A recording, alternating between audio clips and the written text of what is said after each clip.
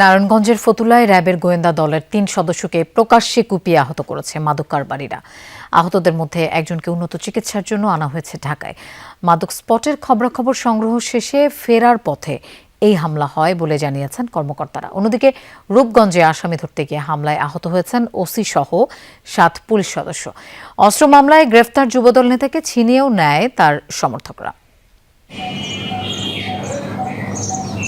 নারায়ণগঞ্জের মাজদাইল লিচুবাগ এলাকায় মাদক স্পটের তথ্য সংগ্রহে যান র্যাবের গোয়েন্দা দলের কয়েকজন সদস্য।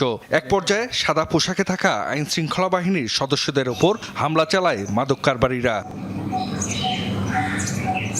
ধাওয়া দিয়ে প্রকাশ্যে কুপিয়ে আহত করা হয় র্যাবের ৩ সদস্যকে। স্থানীয়দের সহায়তায় তাদের উদ্ধার করে নেওয়া হয় জেনারেল হাসপাতালে। পরে উন্নত চিকিৎসার জন্য একজনকে পাঠানো হয় ঢাকায়। হামলায় জড়িতদের ধরতে অভিযান চালাচ্ছে র্যাব।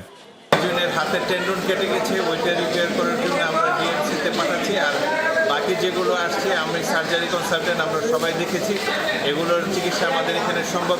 এদিকে রূপগঞ্জে অস্ত্র মামলার আসামি যুবদল নেতাকে গ্রেফতারের পর পুলিশের ওপরই চড়াও হয় তার সমর্থকরা। এক পর্যায়ে আইনশৃঙ্খলা বাহিনীর কাছ থেকে আসামিকে ছিনিয়েও নেয় তারা। পুলিশ জানায় উপজেলা যুবদলের সিনিয়র যুগ্ম আহ্বায়ক শামীম মিয়াকে ধরতে গতরাত 3:30টার দিকে চনপাড়া পুনর্বাসন কেন্দ্রে অভিযান চালানো হয়।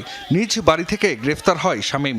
এই খবর ছড়িয়ে পড়লে জড়ো হয় তার সমর্থকরা। এ সময় পুলিশের উপর হামলা চালিয়ে শামীমকে ছিনিয়ে নেয় তারা। আহত হন ওসি সহ 7 পুলিশ সদস্য। ভাঙচুর করা হয় পুলিশের গাড়ি। যখন তাকে গ্রেপ্তার করতে যায়, যেহেতু সে মাদক ব্যবসায়ী, সে স্থানীয় আরও কিছু মাদক ব্যবসায়ী এবং স্থানীয় কিছু জনগণ নিয়ে পুলিশের সরকারি কাজে বাধা দেওয়ার চেষ্টা করে। বেশ কয়েকজন পুলিশ সদস্য আহত হয়েছে, তারা আমাদের রূপগঞ্জ স্থানীয় হাসপাতালে চিকিৎসা নিয়েছে।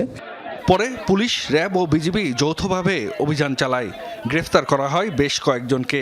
এ ঘটনায় সরকারি কাজে বাধা এবং সরকারি সম্পদ ক্ষয়ক্ষতির অভিযোগে 15 জনের নাম উল্লেখ ও অজ্ঞাত আরও প্রায় 200 জনকে আসামি করে মামলা হয়েছে। আমরা পরবর্তীতে একটা ব্যাপক অভিযান পরিচালনা করেছি এবং আমাদের অভিযান এখনও চলমান আছে। পুলিশের কাজের বিঘ্ন ঘটায় এরকম প্রায় 12 থেকে 13 জনকে আমরা গ্রেপ্তার করেছি। জাহিদ হাসান, যমুনা নিউজ।